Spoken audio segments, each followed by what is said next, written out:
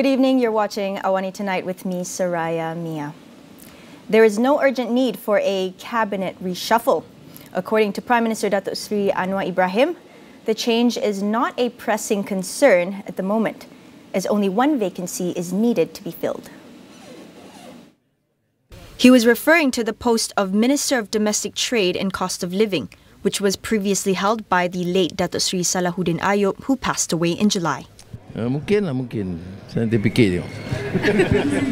Tapi tak mendesak sangat sebab yang 01 dan ini sedang saya dah minta Menteri Amizan dengan Fuziah ada untuk memberikan perhatian.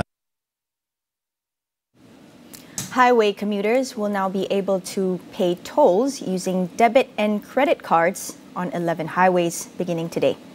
This is via the implementation of the Open Payment Toll Collection System, also known as the SPT, which provides an alternative to the existing payment methods. The highways are the Guthrie Corridor Expressway, Sungai Besi Expressway, Ampang Kuala Lumpur Elevated Expressway or AKLE, Butterworth Kulim Expressway, and the New Pantai Expressway or NPE. Others include the Shah Alam Expressway or KESAS, Smart Tunnel, Kuala Lumpur Putrajaya Expressway or MAX, Damansara Puchong Expressway or LDP, Sprint, as well as the Duta Ulu Kelang Expressway or Duke. Works Minister Datuk Seri Alexander Nathalinggi said the SPT was the first step towards implementing the multi-lane free-flow system in the future. He added that the discussions were ongoing to expand the implementation of the SPT to other highways in the country. In other news, PAS top 5 posts involving its president, deputy president and 3 vice presidents will not be contested in the party's upcoming internal elections next month. Party Secretary General Datuk Seri Taqiyuddin Hassan says the polls will only be held for the Central Committee posts. He said no new nominations were received for the top 5 posts. Only the current president, Tan Sri Abdul Hadi Awang, and Deputy President Datuk Seri Tuan Ibrahim Tuan Man were nominated for the top 2 posts respectively. Taqiyuddin added that 4 nominations for the 3 vice presidents' posts were made. However, since the Kedah Menteri Besar, Datuk Seri Muhammad Sanusi Mat Noor pulled out, there will be no contest for the 3 posts. The 3 current vice presidents are Terengganu Menteri Besar, Datuk Seri Dr. Ahmad Samsuri Mokhtar, Datuk Idris Ahmad, and Datuk Muhammad Amar Nik Abdullah. The party's General Assembly will take place for 3 days from October 20th to 22nd. The government will begin discussions on handing back part of Lembaga Tabung Haji assets, which were transferred to a special purpose vehicle owned by the Finance Ministry in 2018. Prime Minister Datuk Seri Anwar Ibrahim said this consideration was made after preliminary reports showed that Tabung Haji was now well managed and there was increasing confidence among depositors.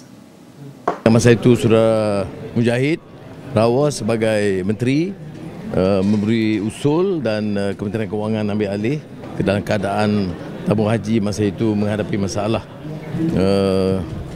kewangan, dan bila sekarang ini dengan pengurusan baru lebih cekap dan dapat memulihkan keyakinan dan juga pengurusan yang lebih mantap, maka Kementerian Kewangan sedang berunding untuk memindahkan semula aset yang dipegang oleh Kementerian Kewangan kepada tabung haji. A recently released salary guide by JobStreet Malaysia found that over 97% of median salaries in most sectors have not changed significantly since last year, with the exception of the IT sector. Operations Director Ashwin Jayapalasingham shares insights into the latest findings and his take on Malaysia's changing employment landscape. So there are certain industries which had significant growth in median salary compared to others, and some that also dropped. So things like sectors like computer and IT, those had pretty high increases in the salary. So that reported about a 28%. So we're looking at a median growth from about 4,700 to about 6,000. But at the same time, we've seen certain sectors have a drop, right? Particularly in the F&B sector, there was about an 18% decline in salaries. This can also be because of a difference between the sector this year versus the previous year. So when we had reopened after COVID, there was a lot of shortage in this area. Salaries had increased significantly during that time. Now we're seeing those levels dropping. Ashwin also highlighted some of the areas in which the employment landscape has changed, especially since the COVID-19 pandemic. So essentially, job seekers are, especially Malaysians, are very much motivated by the dollars and cents. So what is your final pay at the end of the day? Rather than things like job satisfaction or fringe benefits that you might have at work. So essentially for interviews and for job acceptances, salary is the #1 determining factor whether a Malaysian will accept a job offer or not. Often companies will try to keep costs low by keeping salaries stagnant, but this then leads to a higher attrition rate, right? So candidates feel like the only way for you to progress and for you to grow is to change jobs, right? And not progress within the company. So this actually results in a lot of hidden costs to the companies in terms of retraining, new hires, a lot of lost knowledge, in-house knowledge when people leave companies as well. Apart from salaries, another thing which has changed since the pandemic is remote work. So working conditions and the number of days you're meant to be in office is actually one of the big determining factors for Malaysians these days as well, apart from salary. So that's something that's quite interesting, right? We find that more than 61% of applicants prefer a hybrid work plan rather than full return to office. With thousands of job seekers and companies advertising on online job portals, Ashwin shares his tips on how to make a job seekers or job recruiters post stand out from the platform. Important for both sides to appear attractive to the other. So for candidates, I think the most important thing is, of course, in terms of your applications, is making your application stand out. So making sure you have an updated profile, updating the most important and highlighting the most important things up front will, of course, make it much easier for hirers to go through shortlist and, bring you forward to interview state. Also, I think applying to specific roles rather than blanket applications will make a big difference. And tailoring your CVs to the job role would make it stand out much better. Also, if hirers do have things like optional questions that you can answer in, answering those questions make a very big difference. It's usually used as a pre-screening by HR to shortlist candidates before even going through the CVs. On the hirer side, of course, I think the biggest thing to do to make your ad attractive is wage transparency. So highlighting the salary upfront will increase the number of applications for sure, and also shorten your interview process.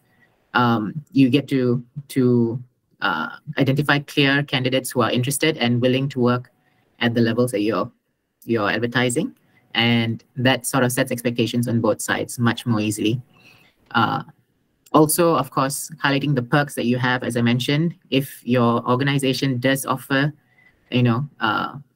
remote work opportunities or hybrid work opportunities, those will be big pluses to candidates these days, and it clearly stands out. You will see, applications for these roles much higher than traditional office-based roles.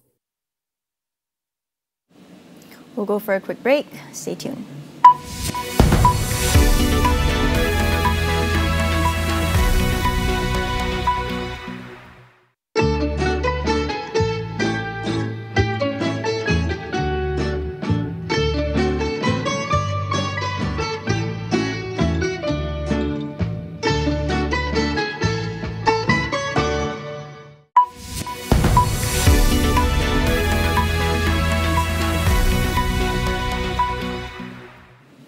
At least 52 people have been killed and more than 50 injured in an explosion in Pakistan. The blast happened near a mosque in the southwestern province of Balochistan as people gathered to celebrate the birth of Prophet Muhammad. Authorities suspect that it was a suicide attack targeted at the religious gathering. Images broadcast by local media on Friday showed people standing near the blast site in Mastung City. Officials have declared a state of emergency. The casualties, some seriously injured, were being transported to 2 hospitals. A senior local police officer, meanwhile, said that the bomber blew himself up near the vehicle of a deputy superintendent of police, killing him along. No group has claimed responsibility for the attack.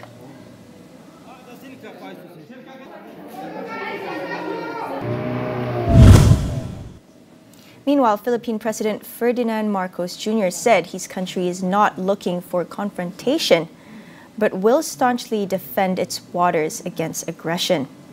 It was the first time he had spoken publicly against China's installation of a floating barrier at the entrance to Scarborough Shoal that was dismantled at his order earlier this week. Marcos also said Philippines will continue to defend its maritime territory and the rights of its fishermen, who have been fishing in those areas for hundreds of years.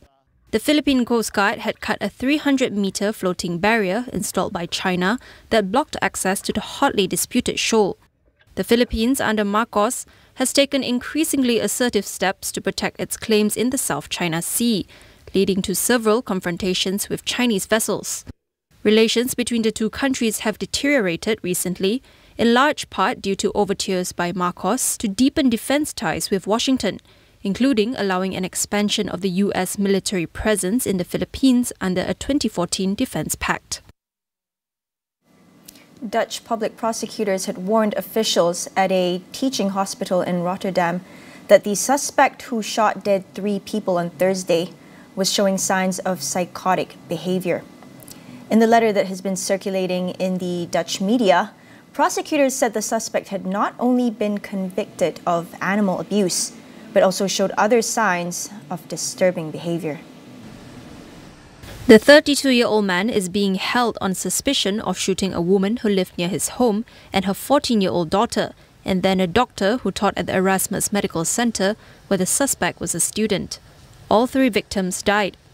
Fatal shootings are rare in the Netherlands. Police have said they are investigating a motive for the shooting. The suspect had previously been interrogated by police over reports of torturing animals, including his dog and pet rabbits. According to Dutch media, the officers also found horrific images on the suspect's phone, including Nazi and right-wing extremist materials, as well as videos of people being stabbed to death. Fast food workers in California will receive a minimum wage of $20 an hour from next year, after a new bill was signed into law. The new minimum wage is set to become the highest guaranteed base salary in the industry, with the current minimum hourly rate of $15.50 already being one of the biggest in the U.S.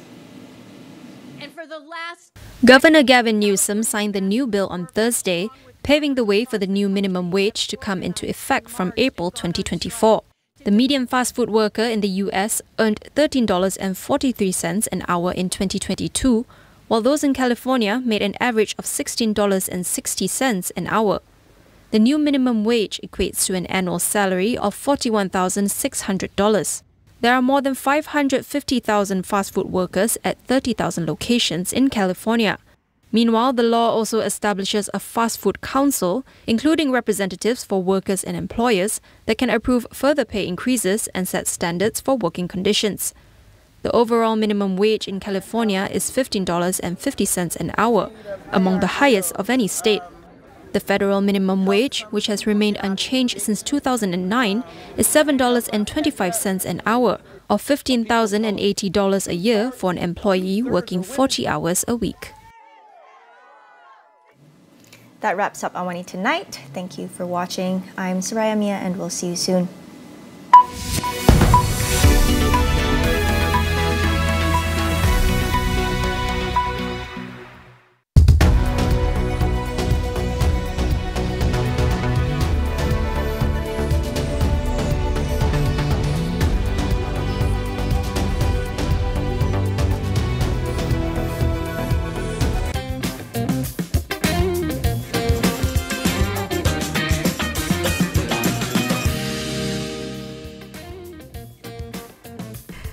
Hello and good evening. I'm Melissa Idris. Welcome to Consider This. This is the show where we want you to consider and then reconsider what you know of the news of the day.